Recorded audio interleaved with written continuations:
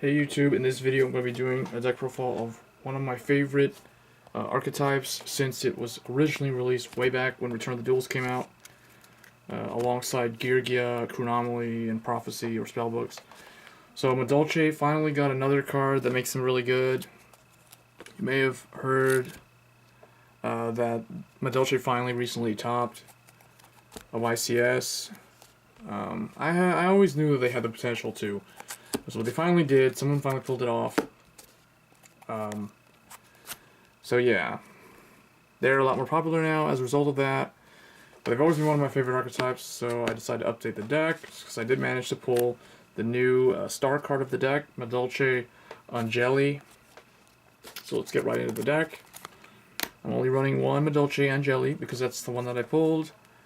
And really, the deck is able to search so well. I mean, I've got 3 Magileine in here.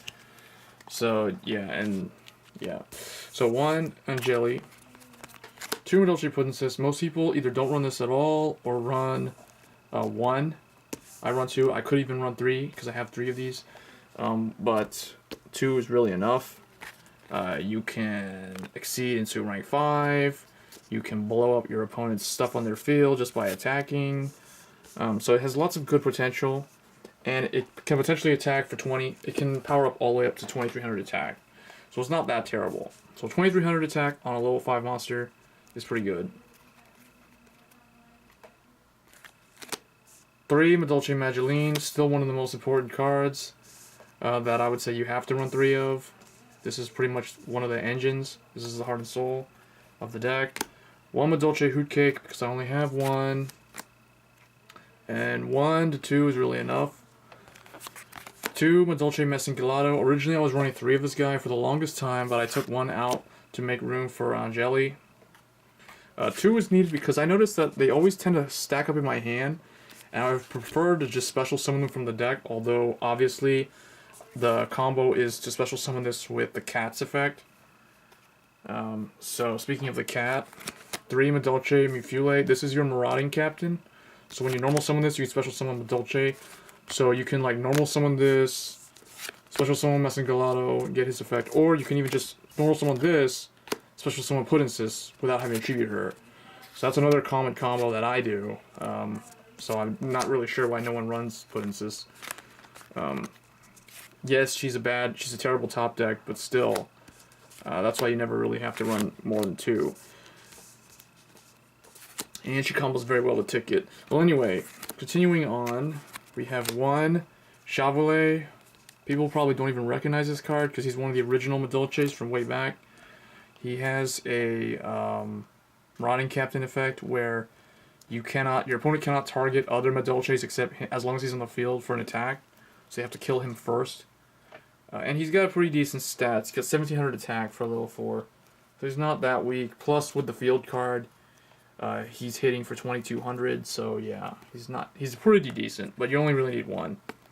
The reason why I'm running all these is because I am running the full build, so I have at least 1 of every single Madolche monster. 2 Madolche Cruffssant. A lot of people like to run 3 of this. It's really good. It allows you to hit those higher rank Xyz monsters, like rank 5 is a common one, rank 6, so you can bring out Photon Strike Bowser.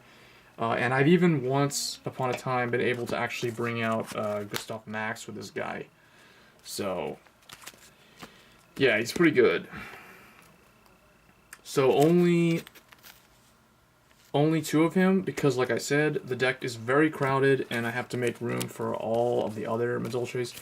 So 1 Madolche Butlerusk. He searches your field card when he's normal summoned, but you have to have another Madolche. So most of the time, you're just gonna bring him out on a random turn when you have a normal summon available. And 1 Madolche Marmalmaide, when she's flipped, you can basically it allows you to get a Madolche spell or trap card from the deck or from the graveyard and get it back to the hand. So she's good. She has 2000 defense. So yeah, 1 of her is enough. 1 of him is enough. 1 Madolche Chickolates. And 1 Madolche Baaple, just to round out all the Madolche monster cards. So this is not a competitive edition of the deck. but it's a really fun edition, and it does relatively well, even with all of the Madolches in there. I can't remember how many times I've actually used Baaple to mess with an opponent that runs like Monarchs, or a deck that tends to just summon a monster, but then I can just summon this and like change the battle position. So for spells, 3 Madolche Chateau. It's their field card. It's like Necro Valley in the sense that it powers up your attack and defense of your Madolche monsters by 500. It pulls all your monsters out of your graveyard and returns them to the deck, so it clears it up for Puddingcess. 3 Madolche Ticket. Combos extremely well with Chateau. Allows you to, instead of them getting shuffled into the deck, Chateau shuffle, and then you get Ticket's effect. Chateau brings them back to your hand, then Ticket goes off, and you get so much plus with these cards. It's ridiculous. 2 Mystical Space Typhoon. 1 Dark Hole. 1 Book of Moon. 1 Swords of Greenlight, and 1 Forbidden Lance.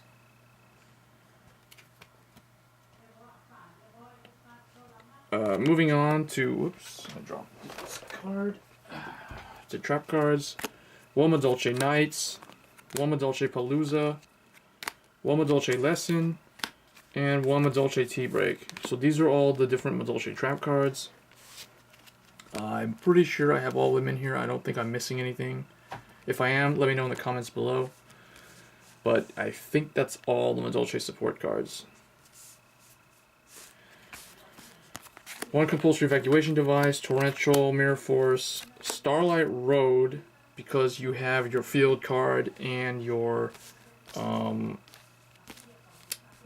actually, Heavy Storm's gone, so most of the time you'll use this when they try to Dark Hole you. And 1 Wiretap. This used to be 7 Tools of the Bandit. I may return it to 7 Tools of the Bandit, but I realized that, where is that card? 7 Tools of the Bandit. Oh, I realized that this thing does not actually kill that trap card. It actually just sends it back to the deck, to the opponent's deck. So in a way it kind of fits in well with the Madolches, with the whole sending stuff back to the deck. It sends one of your opponent's stuff back to the deck, but they can always use it again.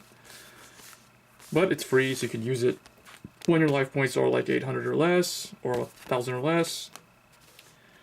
So moving on to the extra deck. 2 Madolche Queen Tiramisu. Still a very important card for them. With the field card, this thing's a 2700 rank 4.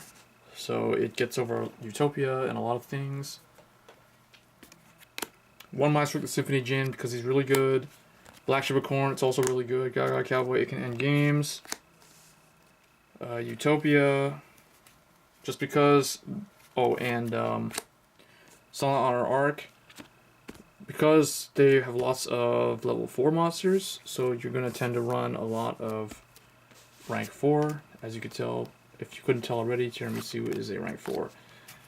For rank 3, I have Leviair the Sea Dragon and Wind-up Zenmaines. Leviair the Sea Dragon only is in there if my opponent is one of those people who likes to banish things.